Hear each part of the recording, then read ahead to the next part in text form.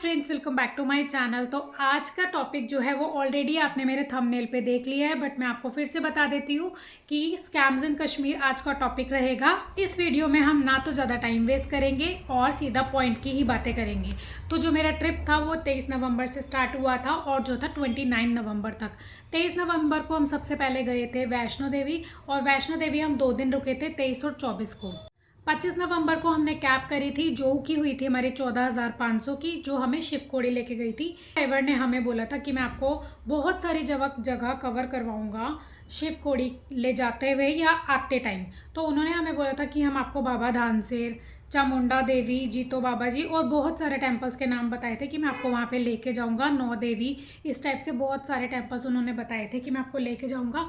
But तो बीच में उन्होंने क्या करा, उन्होंने बाबा धानसेर को स्किप कर दिया ताकि उनका पेट्रोल बच जाए। और बाय चांस वो हमें पता चल गया कि इन्होंने बाबा धानसेर को स्किप करा है। बट फिर हमने बाद में उनको बोला कि आपने ऐसे क्यों स्किप करा, और बाद में मेरे हस्बैंड ने उनको बोल दिया कि ऐसा अब नहीं होना चाहिए, क्योंकि ये बार बार अगर होगा तो हमारी इस तरीके से पूरी ट्रिप खराब हो जाएगी। तो ये था हमारा फर्स्ट स्कैम, जिसमें मेरे हस्बैंड ऑलरेडी अलर्ट हो गए थे और उन्होंने उनको पहले ही बोल दिया था कि इस तरह से आगे नहीं होना चाहिए।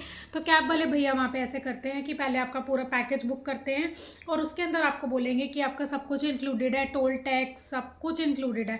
बट आपका कुछ भी इंक्लूडेड नहीं होता, टोल टैक्स भी आपको ही भरने हैं, सब कुछ आपको भरना है। ये 14,500 सिर्फ आप कैब का दे रहे हो। शिवखोड़ी का स्कैम है वो हमारे साथ हुआ तो सही, बट उसके बाद हम अलर्ट हो चुके थे कि हमारे साथ ऐसी कोई भी सीन आगे ना हो और हमारी ट्रिप खराब ना जाए।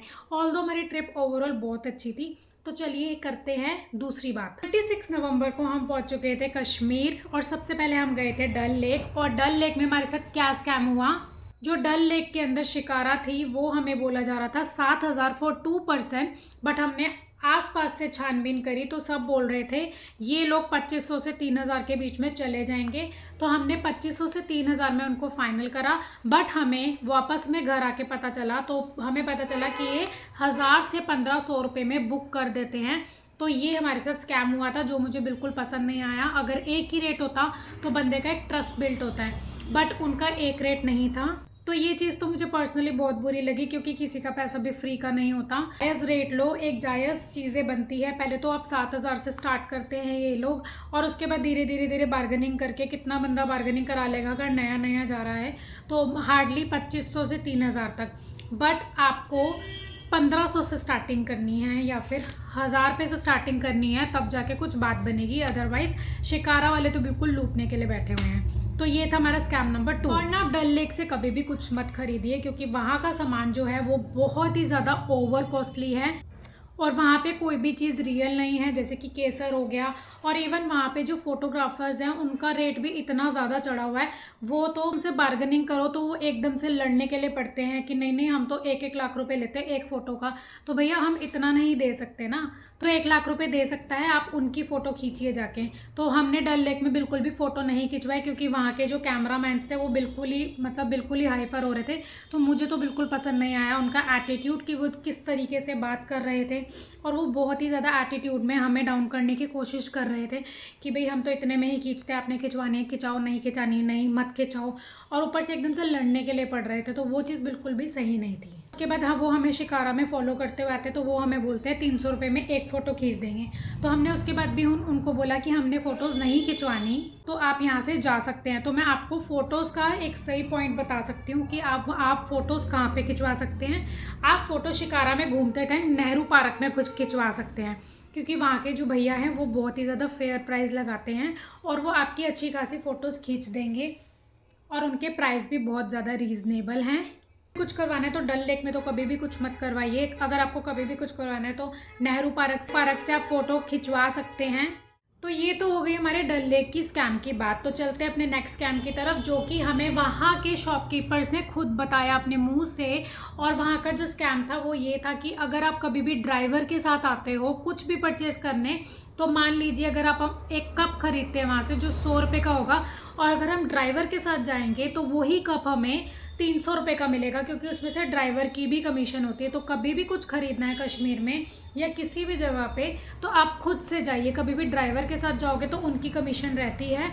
और ये चीज़ तो हमने खुद देखी थी, क्योंकि वहाँ से हमने जाम से कुछ लिया था, केसर और फेस वॉश लिया था, और फिर उन भैया ने ड्राइवर को फ्री में ड्राई फ्रूट्स और उसके अलावा भैया ने हमें केसर भी बहुत ज़्यादा महंगा लगाया था, इवन फेस वॉश भी बहुत ज़्यादा महंगा लगाया था। ये जब हम दूसरी शॉप में गए तो हमें पता चला। तो ये भी एक स्कैम है वहाँ पे। तो चलिए करते हैं नेक्स्ट स्कैम की बात। वहाँ पे कुछ कुछ रेस्टोरेंट में ऐसा होता है कि जो फूड आपके टेबल पे आपको सर्व किया जाता है बट आपको बिल में कुछ और ऐड करके दिया जाता है। तो जिस टाइम पे आप बिल पे करें तो आप पूरा अपना बिल अच्छे से पढ़ लें और उसके बाद ही आप लोग अपना बिल को पे करें। तो ये भी एक टाइप का स्कैम है जिससे आप बच के रहें। उसके बाद एक क्वेश्चन है जो मुझसे बहुत ज़्यादा फ्रीक्वेंटली पूछा जा रहा था, Kashmir is safe for girls? तो yes, it is completely safe for girls. उसके बाद हम गए सोनामार्ग, और सोनामार्ग में हमें ड्राइवर ने एक पॉइंट पे रोक दिया था और उसके आगे जाने के लिए या तो हमें टैक्सी करनी पड़ती और या तो हमें पोनी करने पड़ते। और उन पोनी और टैक्सीज़ के रेट 11-11 हज़ार और 12-12 हज़ार पे इतने ज़्यादा हाई रेट्स थे। कोई नॉर्मल बंदा तो इतने रेट्स में कभी भी नहीं जाएगा। तो हमने बहुत ही ज़्यादा बार्गेनिंग करने के बाद 5,000 में एक टैक्सी फाइनल करी और वो हमें सारी जगह पे घुमा के लाए, जैसे कि जोजीला पॉइंट हो गया और ऊपर का सोनामार्ग, सब कुछ वो लोग घुमा कर लाए 5,000 में विद ड्रेसेस। उसके बाद जो नेक्स्ट कैंप था वो था घुमरी के अंदर। घुमरी में उन लोगों ने हमें बताया था कि आपको अगर मिनी स्विट्ज़रलैंड जाना है, नीचे पहलगाम से अगर आपको जाना है मिनी स्विट्ज़रलैंड, तो वहाँ पे आपको देने पड़ेंगे 5,000 2 घोड़े के और 2450 एक घोड़े के।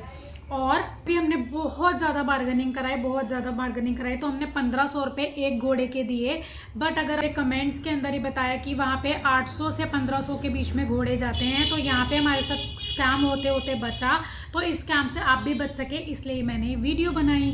एंड में हम गए लास्ट डे पे Patni top, that is 29th। और 29 को जब हम पटनी टॉप जा रहे थे तो वहाँ पे हमने नाग देवता के जी के दर्शन करे, नागदेव के टेंपल में। तो उसमें जाते टाइम में हमें एक भैया आए और उन्होंने हमें बोला कि हम आपको चिंकू देंगे। चिंकू हमने तो पहले सोचा पता नहीं कौन सा जानवर है, बट वो कोई जानवर नहीं था। वो चिंकू में क्या था कि आपको 15 गिफ्ट्स मिलने थे, कुछ भी आप ले सकते हो उसके अंदर, जैसे कि कंबल, शॉल हो गई। उसकी वीडियो भी है, मैं पीछे एक्सेस स्क्रीन पे लगा दूंगी, आप देखना। तो उसके अंदर 15 गिफ्ट्स थे और 15 के 15 ही बेकार थे। और उसका कुछ था 10,000 15,000 उसका रेंट था। अंदर एक भी सामान जो था वो काम का नहीं था। तो अगर आपको कभी चिंकू लेना हो तो वो ना ले तो बेटर है, अगर आपको लेना है तो rest is up to you. और उसके बाद जो पटनी टॉप में होटल्स हैं वो सारे के सारे 3,000 से 4,000 के बीच में है। इससे सस्ता आपको कोई भी होटल नहीं मिलेगा। तो अगर आप पटनी टॉप जाएं, वैष्णो देवी से आप डायरेक्ट जा सकते हैं पटनी टॉप, तो आप मेंटली प्रिपेयर होके जाए कि आपको इतने का होटल तो मिलेगा ही मिलेगा। ज़्यादा से ज़्यादा हद मार के आपको 2,500 तक का होटल मिल सकता है, इससे नीचे का होटल आपको नहीं मिलेगा। So this is all about today's video. Thanks for watching, bye bye. अगर आपको वीडियो इन्फॉर्मेटिव लगी हो तो सब्सक्राइब करें मेरे चैनल को एंड लाइक करें इस वीडियो को। मिलते हैं अपने नेक्स्ट वीडियो में, बाय बाय।